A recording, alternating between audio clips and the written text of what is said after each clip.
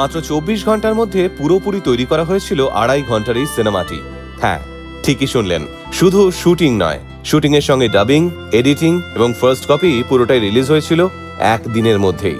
আজকের দিনে যেখানে সাধারণত একটা সিনেমা তৈরি করতে সময় লেগে যায় মাসের পর মাস, সেখানেই তামিল ইন্ডাস্ট্রি একদিনে এমন একটা অসম্ভব কাজ করে দেখিয়েছিল যা আজ অবাক করে সারা বিশ্বের পরিচালকদের। প্রভুদেবা, অর্জুন সার্জা ও রামভা সহ ২৫ জন লিড অ্যাক্টরদের নিয়ে মাত্র ২৪ ঘন্টার মধ্যেই শুটিং, ডাবিং, এডিটিং, এমনকি ফার্স্ট কপি রিলিজ সবকিছুই শেষ করে ইতিহাস তৈরি করেছিল এই তামিল সিনেমাটি। আর এই অসাধারণ কৃতিত্বের জন্য ১৫৫ মিনিটের এই পূর্ণদৈর্ঘ্যের সিনেমাটি জায়গা করে নিয়েছে গিনেস বুক অফ ওয়ার্ল্ড রেকর্ডসেও।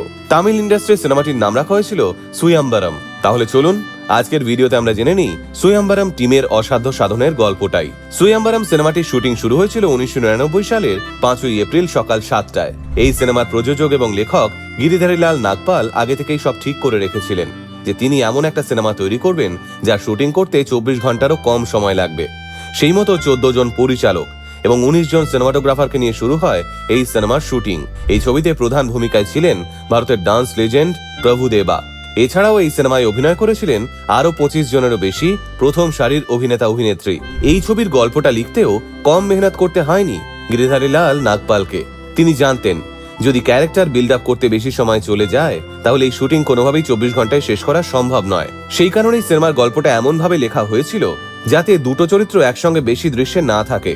ফলে একই সময়ে একটা সেটে চলছে অ্যাকশন সিকোয়েন্সের শুটিং আর অন্যদিকে একটা সেটে চলছে বিয়ের দৃশ্যের শুটিং। রীতিমতো সময়ের সঙ্গে পাল্লা দিয়ে কাজ করে ৬ এপ্রিল সকাল ৬:৫০ মধ্যে পুরো সিনেমার শুটিং শেষ করে ফেলেছিল সুয়াম্বরমের গোটা টিম। আর এই ঐতিহাসিক কাজের গুরুত্ব বিশ্বের কাছে বোঝাতে ছবিটির প্রিমিয়ারে হাজির হয়েছিলেন তামিল সিনেমার দুই স্তম্ভ রজনীকান্ত এবং কমল হাসান। সুয়াম্বরমের গল্পটা ইচ্ছে করেই খুব সহজ রাখা হয়েছিল যাতে শুটিংটা শেষও করা যায় আর মানুষ বুঝতেও পারে। এই সিনেমার গল্পটা তৈরি হয়েছিল কুসেলন এবং তার পরিবারকে ঘিরে। কুসেলন ছিলেন অত্যন্ত ধনী একজন ব্যবসায়ী। নিজের ৬০তম জন্মদিনের দিনই তিনি হৃদরোগে আক্রান্ত হন। হাসপাতালের ডাক্তার জানিয়ে দেন তার হাতে সময় খুবই কম। মৃত্যুর আগে কুসেলনের শেষ ইচ্ছে তিনি নিজের ৯ জন সন্তানেরই বিয়ে দেখে যেতে চান। এই ইচ্ছে পূরণ করতে এই পরিবার খবরের কাগজে একটা অদ্ভুত বিজ্ঞাপন দেয়। সেখানে বলা হয় যদি কেউ কুসেলনের সন্তানদের বিয়ে করে তাকে দেওয়া হবে পারিবারিক সম্পত্তি এবং ১ কোটি টাকা নগদ। এই ঘোষণাকে ঘিরেই সিনেমার যাবতীয় হাস্যরস, নাটক ও আবেগের জন্ম। এই সিনেমার সবচেয়ে বিস্ময়কর দিক ছিল পোস্ট প্রোডাকশন। সাধারণত শুটিং শেষ হওয়ার পর শুরু হয় ডাবিং এবং এডিটিং, কিন্তু সুয়াম্বরমের ক্ষেত্রে এই তিনটে কাজ একসঙ্গে চলেছিল।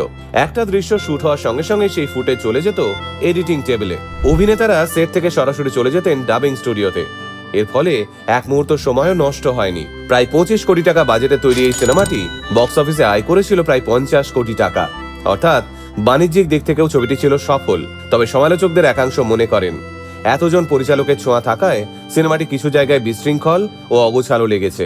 কিন্তু এই সমালোচনার মধ্যেও সবাই একমত এমন সাহসী পরিকল্পনা আর এমন টিমওয়ার্ক ভারতীয় সিনেমায় খুবই কম দেখা গেছে। আজকালকার দিনে অত্যাধুনিক প্রযুক্তি থাকা সত্ত্বেও একটা সিনেমা তৈরি হতে বছরের পর বছর লেগে যায়।